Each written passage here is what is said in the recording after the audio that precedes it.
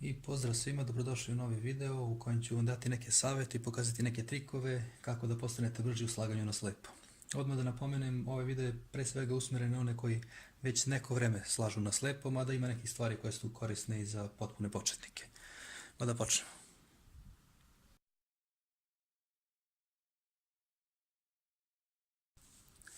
Prva stvar o kojoj ću govoriti vezana je za cancelovanje setup poteza. Tako da ako pogledamo na primjer ovaj slučaj kada su ćoškovi u pitanju, treba da ubacimo, da gađamo odnosno ovdje pa ovdje. Standardan način da uradimo to bi bio sljedeći. Da uradimo D setup, Y permutaciju, vratimo setup, gledamo koji je sljedeći deo.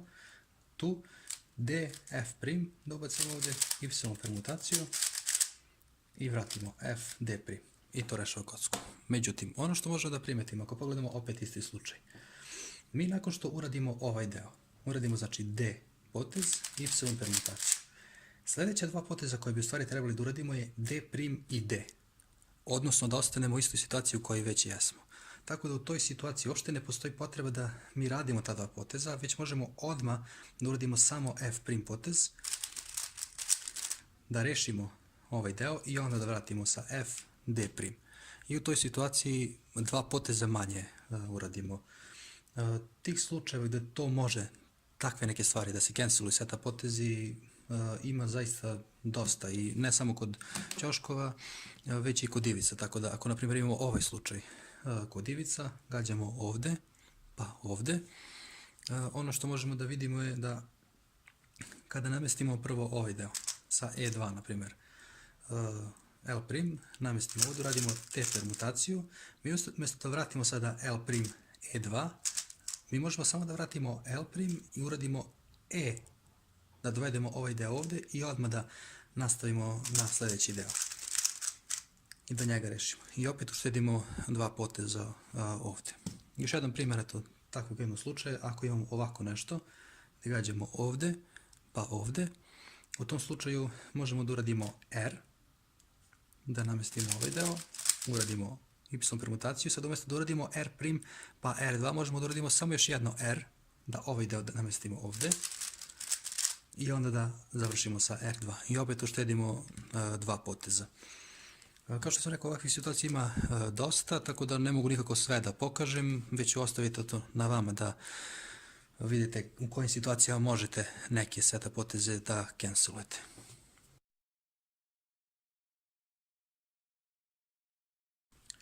Sljedeća stvar o kojoj ću govoriti odnosi se na cycle breakovanje, odnosno na to gdje je najbolje breakovati u novi cycle.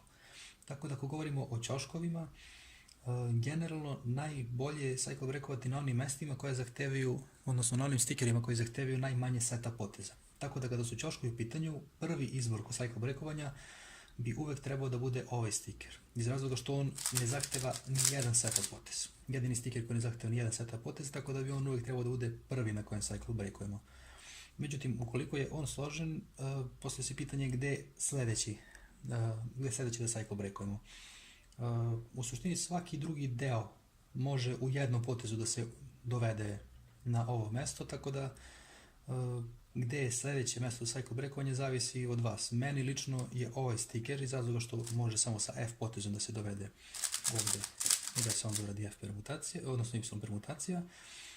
Međutim, ovaj stiker je također ok sa F2, ovaj stiker može sa D da se dovede tu, ovaj može sa D prim, ovaj može sa D2, a ovaj sa R2 da se dovede tu.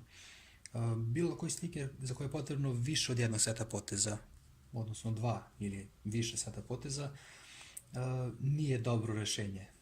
Svaki deo, kaže, može da se ubaci ovdje u jednom ili ovaj konkretno u nijednom seta potezu, tako da cycle breakovanje, na primjer, na ovom stikeru nikako nije dobro rješenje, pošto on zahteva dva seta poteza.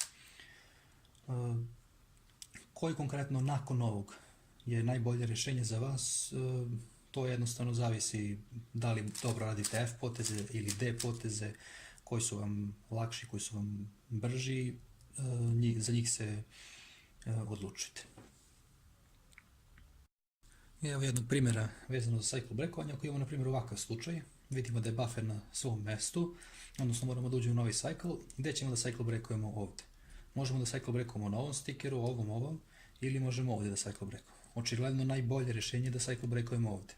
Mi bismo mogli, na primjer, sa D2 da cycle breakujemo na ovom stikeru, međutim, kao što sam rekao, mnogo je praktičnije da cycle breakujemo tamo u ovom slučaju gdje zahteva najmanje seta poteza, odnosno u ovom slučaju ni jedan seta potez, možemo odmah da cycle breakujemo tu i da dalje nastavimo da rešavamo. Isto to može da se primeni i za ivice, tako da ako imamo, na primjer, ovakvu situaciju kod ivica, vidimo da je buffer došao na svoje mesto, a imamo još dve ivice koje nismo rešili. Koje od ove dve ivice je bolje da, odnosno na koje od ove dve ivice je bolje da cycle breakujemo? Očigledno rješenje je ova ivica, odnosno konkretno ovaj stiker, pošto možemo da ga dovedemo ovdje samo u jednom potezu. Ako bi se odlučili, na primjer, za ovaj stiker, to bi zahtevalo D2, L2, što je daleko sporije nego samo jedan L potez. Tako da bi cycle breakovali tu, radili te permutaciju, vratili i nastavili dalje da rešavamo standardno.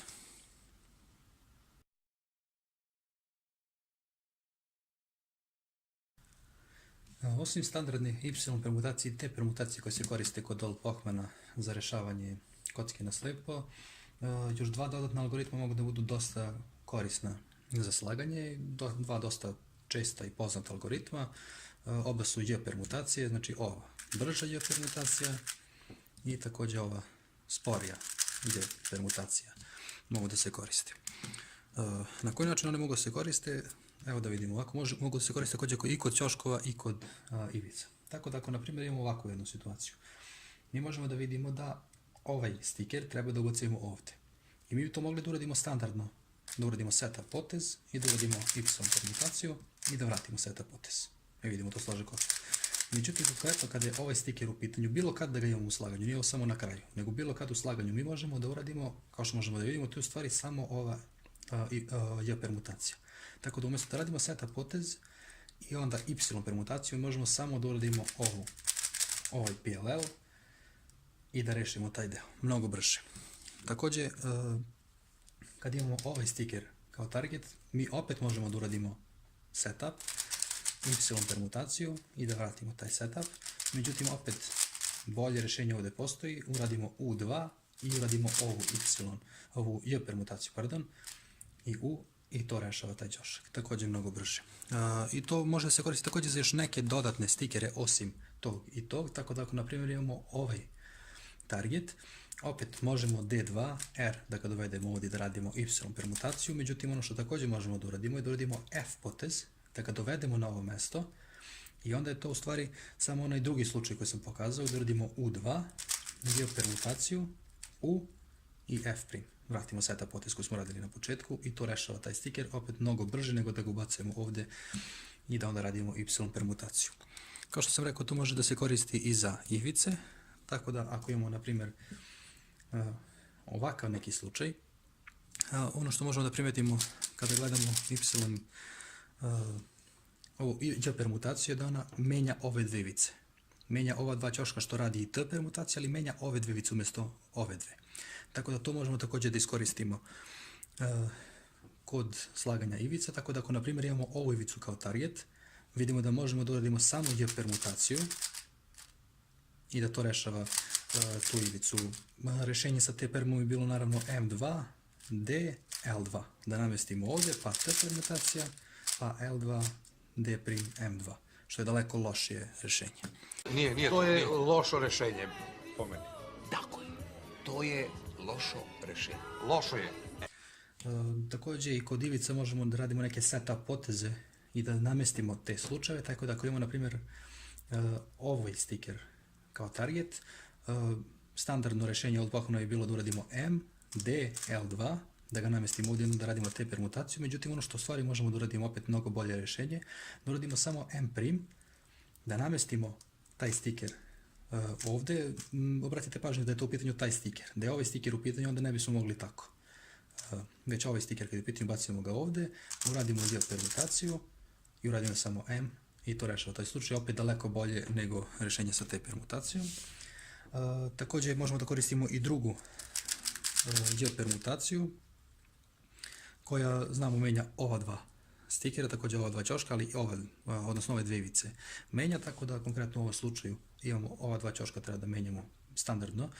Međutim, te permutacijom bi trebali da namestimo ovaj stiker da dođe ovdje, to bi zahtevalo potez M', D' L2, međutim opet bolje rješenje je da uradimo M, da ga dovedemo ovdje i onda da uradimo J permutaciju. I vratimo sada potez M'. Tako da dva dodatna algoritma koji mogu dosta da utiču i dosta da budu korisni. Također ima još nekih slučaja da oni mogu da se iskoristi da bi to bilo brže nego rađenje te permutacije. Naprimjer ovaj stiker sa M2 možemo da dovedemo tu. Ostavit ću to na vama da pogledajte koje su to sve te situacije gdje je dosta praktično da se koriste ti algoritmi umjesto T i Y permutacije.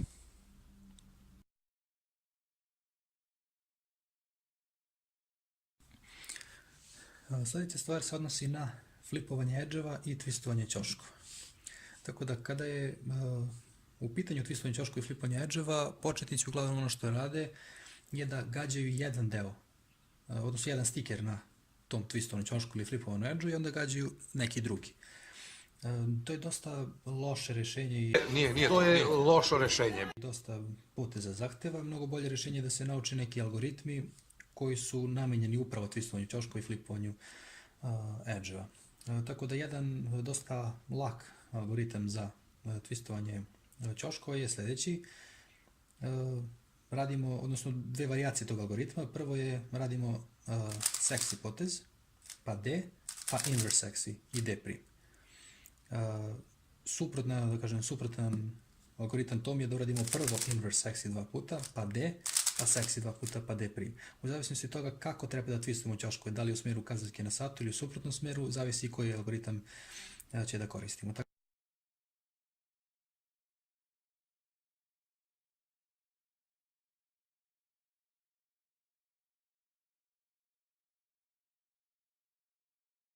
Tako da u ovom situaciji kada twistujemo ova dva ćoška u smjeru suprotnom od kretanja kazaljke na satu, onda radimo prvo inverse, dva puta inverse seksi, pa D, pa dva puta seksi i D'. Sad, kako će taj algoritam, na primjer, da iskoristimo za twistovanje ćoška? Ako znamo da nam je buffer ovdje, jedan od ćoška koji twistujemo bit će uvijek buffer, twistujemo još neki drugi ćošak. U zavisnosti od toga koji ćošak se twistuje. Ukoliko se, na primjer, twistuje ovaj ćošak, onda ono što možemo da uradimo je da taj D potez zamenimo L potezom. Tako to bi izgledalo ovako. Dva puta seksi, dovedemo ovaj deo ovdje sa L potezom i dva puta inverse seksi. I vidimo da tu twistuje ova dva ćoška. Opet suprotan algoritam, dva puta inverse seksi, dva puta seksi će twistovati ćoškove u suprotnom smjeru. To isto možemo da uradimo i za ove ćoškove, s tim što bi radili L2 poteze ili L prim poteze. Ukoliko, na primjer, kao što sam pokazao, taj algoritam twistuje ova dva ćoška, pošto nam je buffer ovdje, ako, na primjer, treba da twistujemo ova dva ćoška, jedna od mogućnosti je da rotiramo kocku i da uradimo algoritam za twistovanje. Tako da ako imamo ova dva ćoška da twistujemo, možemo da rotiramo kocku i da uradimo odgovarajući algoritam. To je u suštini razlog zašto je uvek twistovanje ćoškove ostavljen za sam kraj solva, jer ukoliko bih rešavao u toku solva, onda bi morao da rotiram nazad. Međutim, ako ih uradim na kraju solva, onda nema potrebe da rotiram nazad, jer je kocka složena u svakom slučaju.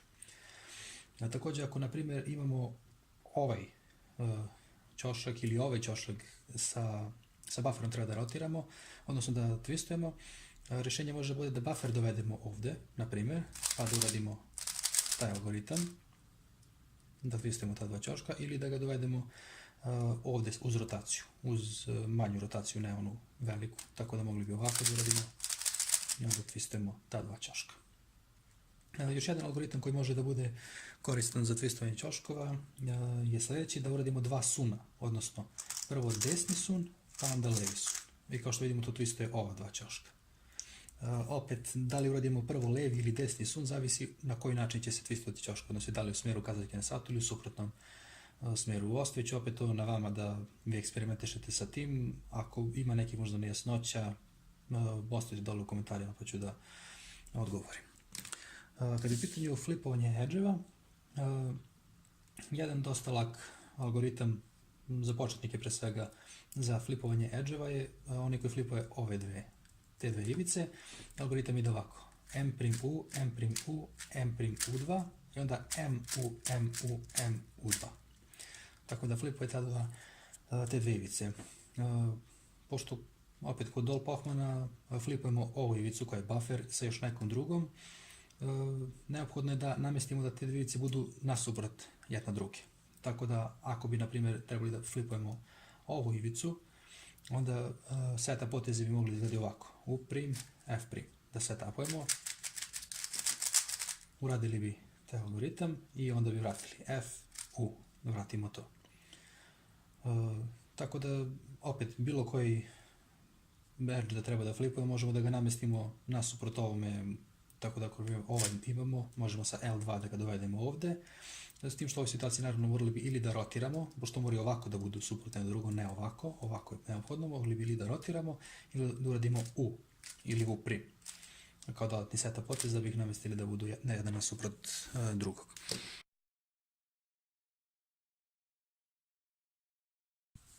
I evo za sam kraj još nekoliko stvari da napomenem. Prva stvar se odnosi na jedan dosta bitan koncept u slaganju na slepo, kao što je look ahead dosta bitan koncept u slaganju sa gledanjem, tako je think ahead, odnosno razmišljanje unapred, dosta bitan koncept u slaganju na slepo. Tako da on u suštini podrazumeva da dok rešavamo jedan deo, već unapred razmišljamo o tome šta sledeće treba da uradimo, odnosno koji je sledeći deo koji treba da rešimo. Tako da ako bi imali, na primjer, ovakav slučaj, vidimo da rešamo ovaj ćošak, odnosno ovaj stiker konkretno gađamo, pa ovaj.